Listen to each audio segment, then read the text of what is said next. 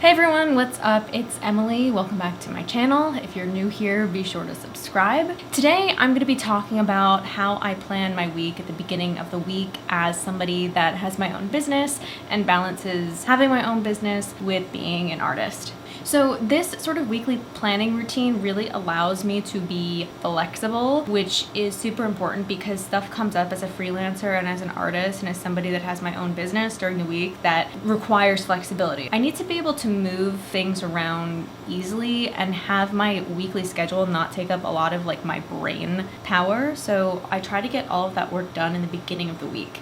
Having a structure to start with is super easy when I have stuff thrown at me. If I don't have a structure to start with and all of the stuff is thrown at me, auditions here, meetings that come up here, new client acquisition here, it can be a mess. So having somewhere to start is just the key for me. If you're looking to quit your 9-to-5 or service job as an actor and start your own business and kind of get more into a lifestyle that would require you to have this kind of schedule, I did make a video about that. I will put it, I think it's here, it might be here, but you'll know where it is. And you can check that out. This video is kind of part of a series that I'm doing within the next few months, even perhaps a year, to just kind of give people tips on how to create a fulfilling life for yourself as an artist and still support yourself and make money as you go. So the hardest part I find working for myself is not being able to clock on and off. Establishing the boundary of when I'm working and when I'm not working can be kind of difficult sometimes, and so creating a schedule like this is really helpful in terms of that situation. Working for yourself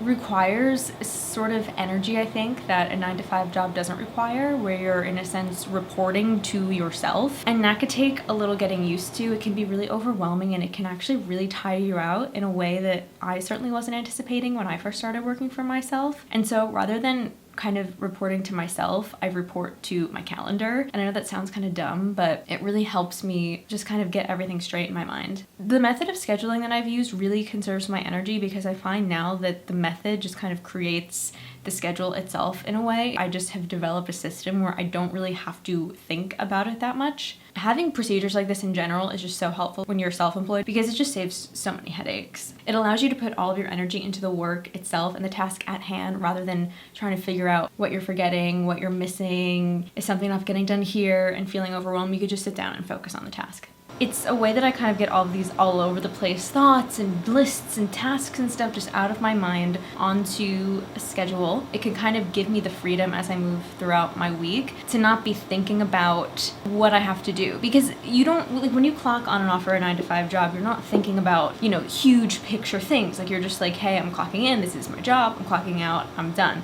But when you work for yourself and you have your own business, you can't really do that. So it's really helpful to do all of that work in one sitting in the beginning of the week, then feel really disorganized and disheveled throughout the week and just feel like you don't have a grasp on what's going on and you feel like things are slipping through the cracks and it can get really overwhelming and stressful. It helps me be able to, in a sense, clock in and clock out, and it stops the work from bleeding into the time when I'm not working, because it's when that happens that you start to burn out. And being an artist, running my own business, doing stuff here and there all the time, burnout is something that's always on my mind, and so this really has helped me avoid burnout. I've learned to be very realistic with my schedule, and I've also learned to really diversify my schedule in terms of making sure I have enough of a balance of business and creative and artistic endeavors on my schedule, and I do this through ical and color coding. Using ical for weekly planning over a to-do list is helpful because it really makes me think about how much time things are going to take.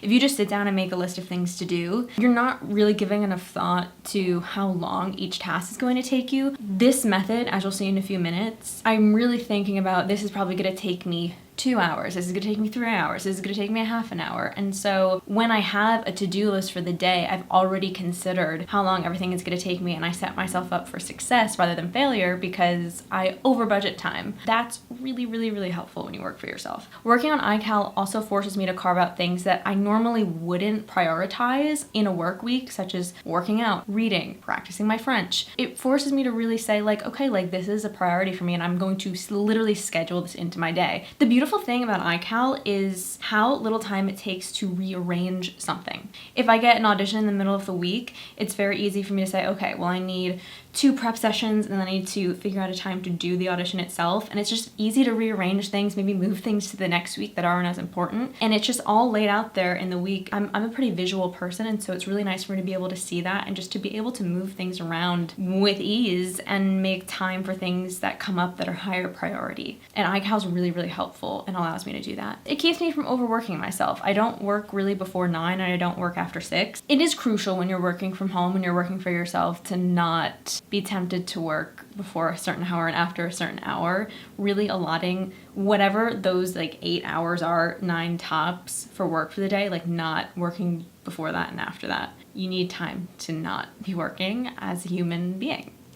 So I usually make my weekly schedule the Friday before that week. I used to do it on Sunday, but I just found that I didn't want to be thinking about work at all on Sundays, and then Saturdays, kind of same thing. So I'll usually do it on the Friday before that work week, because I know as I'm finishing up my day where I am with certain projects and what I need to do next week. As the week goes on, I brain dump on a little Sunday to-do list, because the way iCal works, it's organized Sunday through Saturday. So Sunday's the first day, so I brain dump everything on Sunday, which I'll show you in a few minutes. I'm always conservative with time. I always budget more than I need to. On the day of, I usually write a to-do list and try to stick with my schedule, but I just find that actually writing a to-do list and checking things off just feels really nice. And sometimes it feels a little less overwhelming day of to look at the list of things to do rather than the schedule. It just depends on the day, but I'd like to have those 2 options, just kind of based on how I'm feeling. Because like, we're all different and different things work for different people and different things work for the same people at different times. So just having those 2 options the day of is really nice.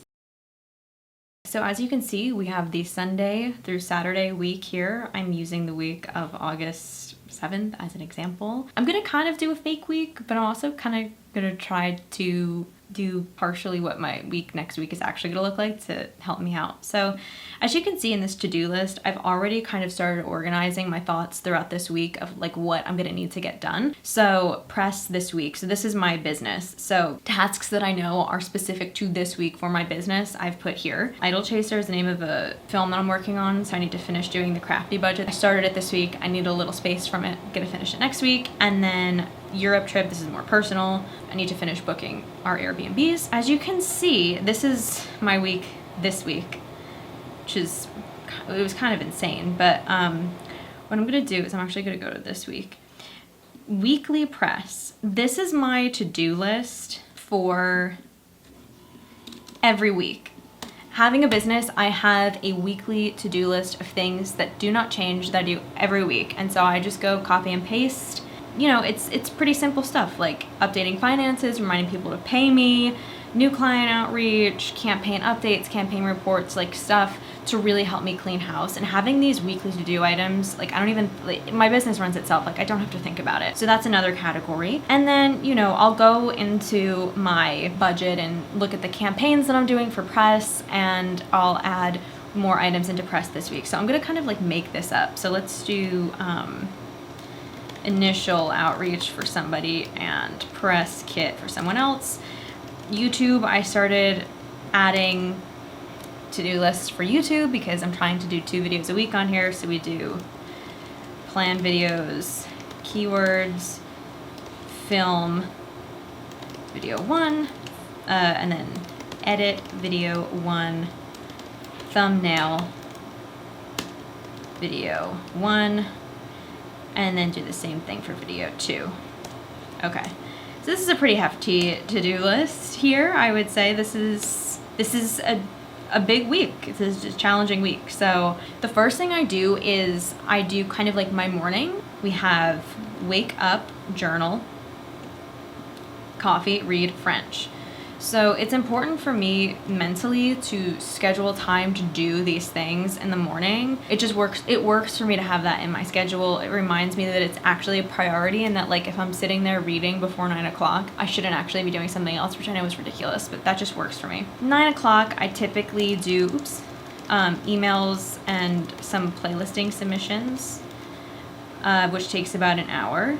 So do that.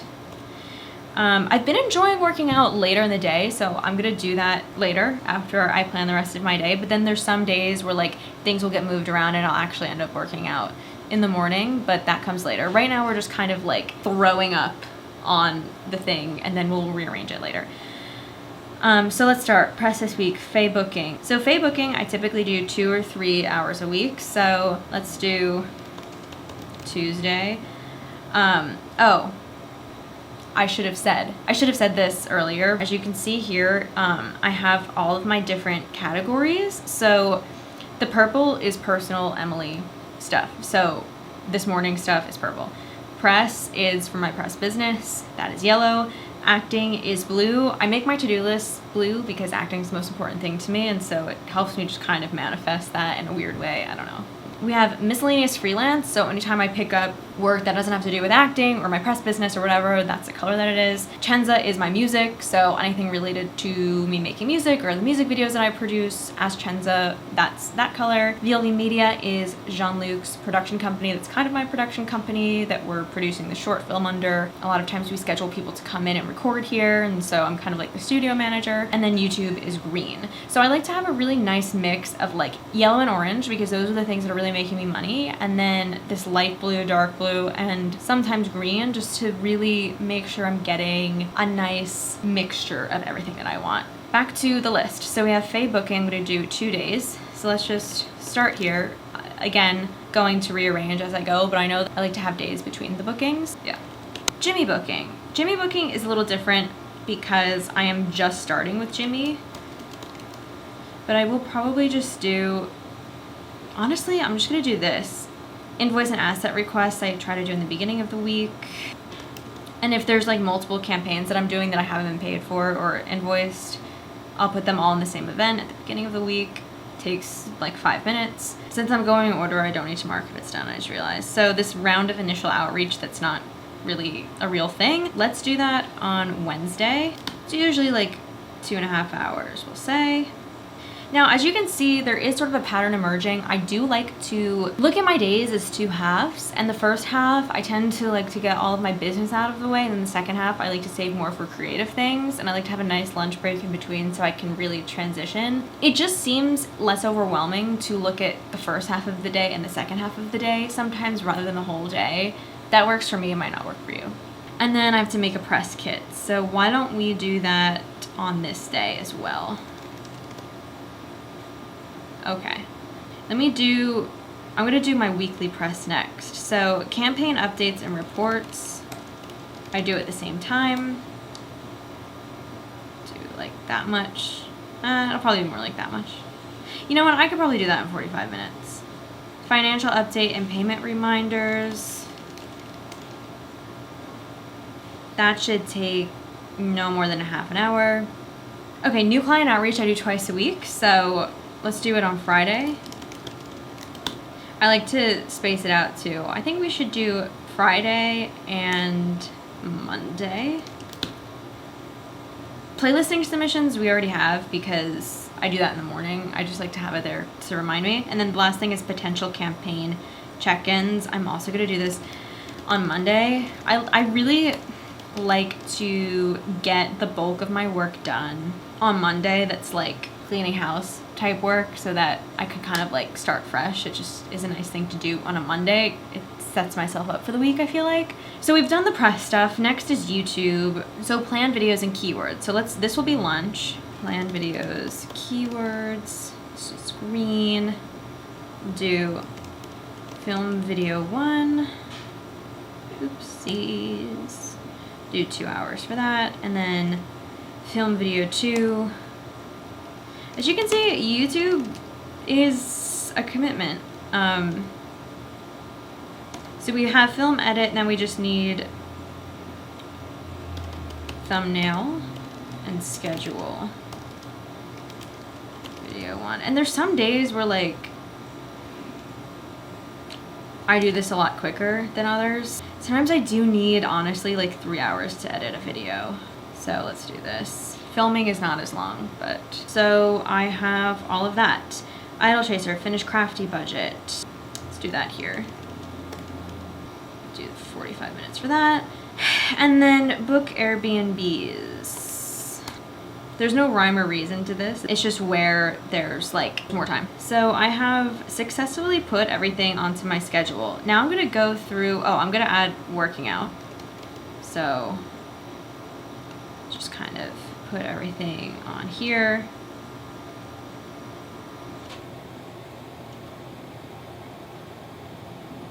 So now I go through day by day and really think about what the day is actually gonna look like and if I need to rebalance some things. So, okay, we wake up at 8, start work at 9 to 1. So that's 4 hours of like work. And then it's like, okay, then I have lunch, and then I really don't have to do that much else. But honestly, because this part of the day is so heavy, I'm kind of okay leaving it like that. So let's move on to Tuesday, and then I know that if there's anything else, I could move it over to the second half of Monday. Okay, so we're working again 9 to 1, and then 2 to 5, and we're working out after we film, which makes sense because then I don't get sweaty and stuff. And honestly, planning videos and doing the keywords, I'm actually gonna allot 2 hours for that because I have no idea what I'm doing next week. And so I think that's actually gonna take longer than I think it is. Wednesday, we have work from about 9 to 1:30. Okay, so Wednesday's a lot, but it's a lot of editing. And so maybe I could go to like a coffee shop or something. This is fine. I could also potentially work out before I edit. I feel like that might be good because it's a lot of like computer work. I am working past 6, which is not realistically. A press kit takes me a little less time though. Maybe I do like a half-hour workout. Oops.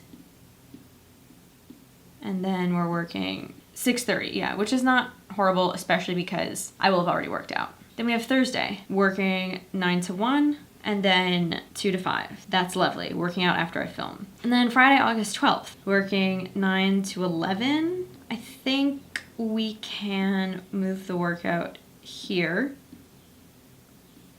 And then move that up. And then 1 to 5. I love that. Okay, so let's go back to the week. This looks like a pretty nice week. So let's say my agent reaches out. She's like, hey, you have an audition and it's like 10 pages. I have to read, a 120-page script and it's due. She tells me, I get this message on Monday and she tells me this audition is due Thursday at 2. Okay, well, so I know what I'm gonna have to fit in is 2 sessions of audition prep that are 2 hours long. I want to prepare for this for a good 4 hours. And then I want to film the audition. I also do 2 hours for that. So, okay. I'm going to, what did I say? Thursday what did I say? Okay. I'm going to say Thursday at 1.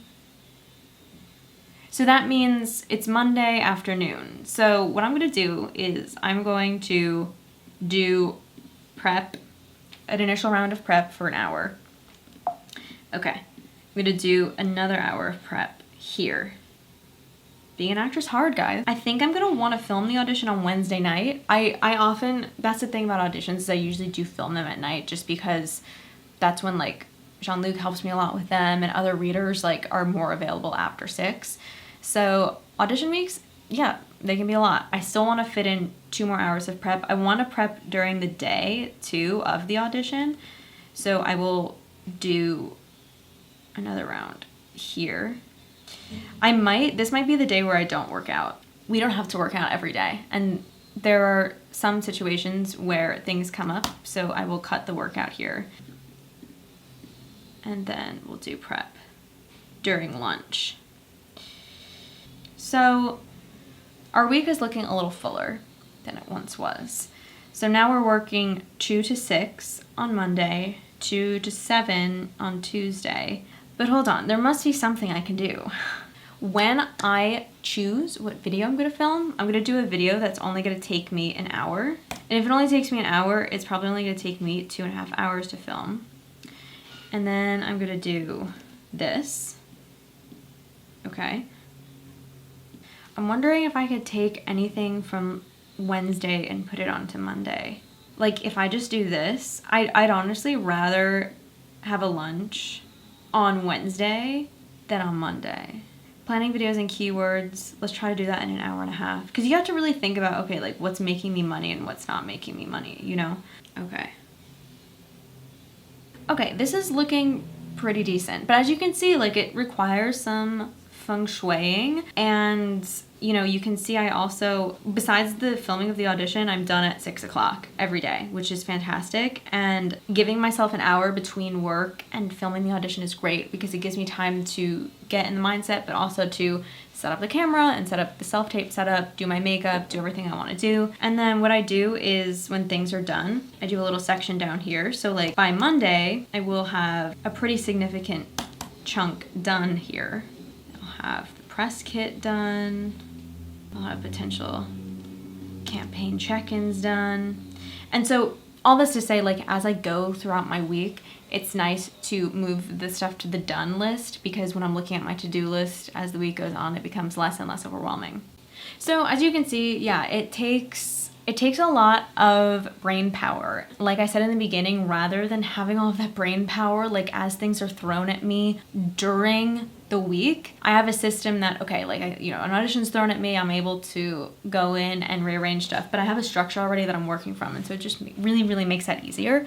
And I really like looking at that creative flow for the week. Am I doing enough creative things? Am I doing enough things for my business? Am I bringing in money, and am I stimulating myself creatively? And I definitely am. I'm also working on a script, but I'm waiting to get feedback from it. So it hasn't been on my schedule, but I'll even do 3 script writing sessions throughout the week. It just depends on, what I'm working on and where those projects are. But as long as I have a good balance of creative and business, I'm pretty happy. Sometimes I construct it where it's one full day is like just creative, and then the next day is like just business, or I'll do like half days where it's more like I showed this week, where like the first half of the day is business oriented and the second half is more creative projects. But it really is just what works for you, and you can really play with it and try different things. If there's a lack of like creative colors, like the greens and the blues, it really forces me to say, okay, like what can I do? What can I be working on to further my creative life? It's just another way to kind of hold myself accountable for being a creative person, which is hard sometimes when you have to also bring in money.